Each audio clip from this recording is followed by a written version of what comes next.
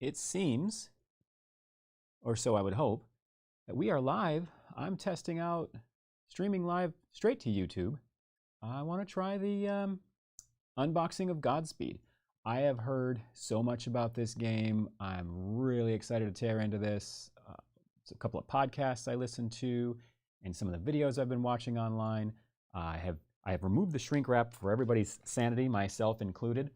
I have taken a look at the rules, but I've looked no further into this game. It is 2 to 5 players, 60 to 90 minutes, ages 10 and up, by Pandasaurus Games, designed by Adam Hill and Clayton Hargrave. So let's take a look inside this while we stream this live, baby. Here we go. Pandasaurus Games wouldn't be a game without the official catalog, if you will. Let me know if you've played this game in the chat. That'd be great. Trying to figure out where I can see the chat, but that's all right. All right, rule book. Always need a rule book. This rule book is not, well, it's big in the sense that it's big, like it's large, like you see my hand on the size of this rule book. But it's not big in page count. It's only 23 pages. So we'll take a look at what's in here. Breakdown of the different countries and nations you can represent, component breakdown, setup, 2 pages of setup. Let's see, gameplay is broken down into 4 phases: High Council, Depot, Actions, and Resolution. Phase 2 is here for Depot. Phase 3, Actions, goes on for quite a few pages. And Phase 4, Resolution. So it seems pretty well laid out. I don't know if this is like a, well, I guess this is endgame scoring. And then there was a little bit for 2 players. I think there was some different rules. Yeah, for 2 players, there's a dummy pawn. So basically, you block a couple of sections for 2-player games. So that is the rule book. Super stoked to take a look at all the components in here. So here we go. Game board. I'm going to unfold this after I do some digging. This looks like it's going to be big. Off to the side.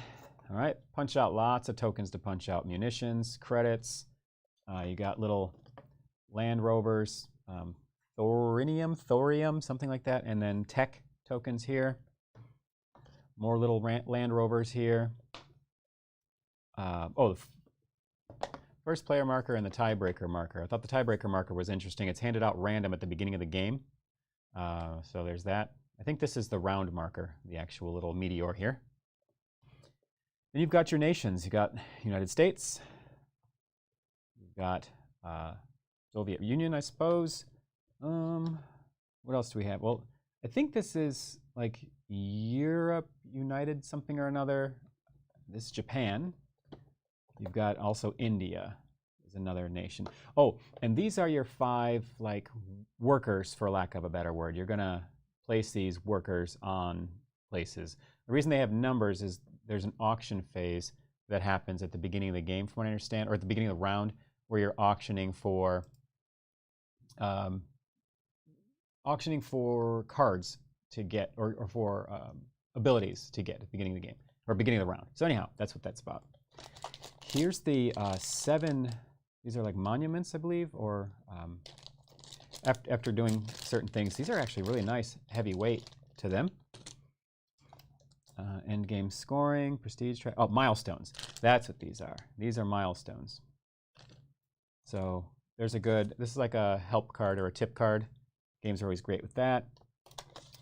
There is a scoring pad to kind of remind you, hey, these are what gets you points. So that's always nice. And there's quite a lot of pads. I would say close to 50 maybe in here. So there's quite a bit. And the cards, of course. See, there's the tiebreaker card right there. See if I can bring this up a little closer to the screen. Yeah. There's your tiebreaker card, along with the other cards.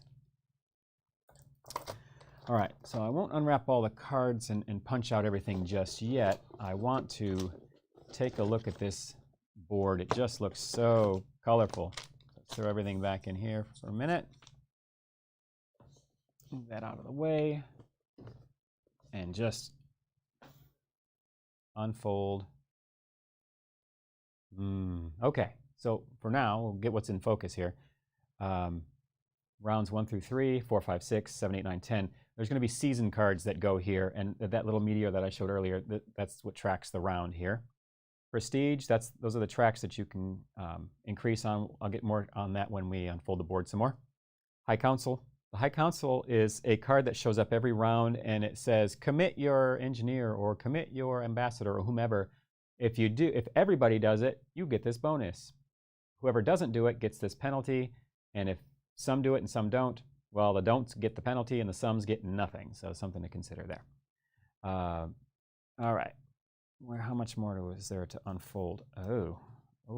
Let's see. I don't want to rip this board. I tell you what, I had a tragedy happen with my tapestry board. Oh, I see. Okay. These are some of the actions you can take during the round. So moving on with the board, I put my camera too close to the table for this big of a board. These are some of the actions: the commerce, action, exploration, defense, and infrastructure. So we continue to unfold this board in a earthquake unfolding manner. It's two-sided, by the way, depending on how many players. This is the 4 to 5 player side. You see all these different slots for your people. I'm gonna fold it this way. Try and get as much of this board on the camera as possible. That's the thing about doing an unboxing live. You don't know how big the stuff's going to be, so you don't know where to set the camera exactly. So I'll just kind of maneuver this around. Maybe turn off the helpful graphic. Beep. And beep. All right, so now we can see some more. Great, so we'll start over here. Again, you can see this is where the round tracker was. This is the prestige. You've got, what are the 4 things? It's like technology and exploration and defense and commerce, right? Infrastructure, defense, exploration, and commerce. Those are the 4 different tracks. And anytime you raise your marker to one of these starbursts, you get a free resource of your choice, a basic resource.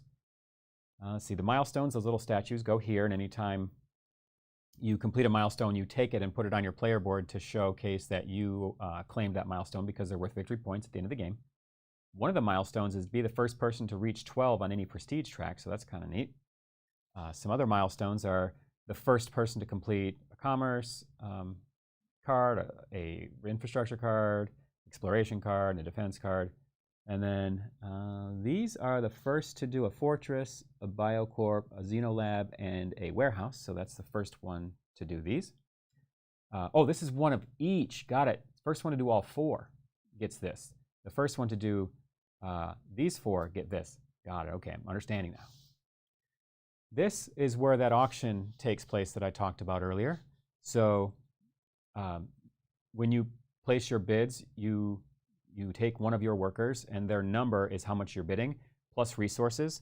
And you can take, I believe you can take more workers than just one. I'll have to double check that in the rules, but that's here nor there. How it works is you're bidding on what these cards are, and then this spot right here is where the first player token goes. You're also bidding to maybe go first in the next round. The bonus to bidding the highest is that you get to take one thing that's left over. So for example, if I bid the highest, I get first pick, and then I get an additional second pick after everybody else has picked something. So I thought that was kind of interesting. Over here is where you have the actions that you can take during the round. We already looked at the top 2, which were commerce and exploration, where you saw them in the picture. And so now here's defense and infrastructure. The last one that's really hard to see way at the bottom of the board is the diplomacy action. This is where you set your ambassador, and you gain one of any card from the card stacks here, and 2 rovers, and everybody else gains one of their choice of resource. This side here lets you complete any development card. Scrapyard, you can send anybody to the scrapyard to gain 1 resource of your choice.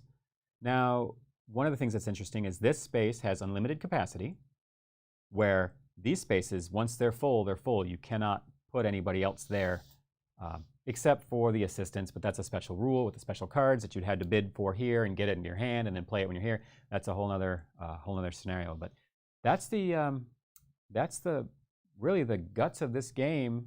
The components look really, really nice.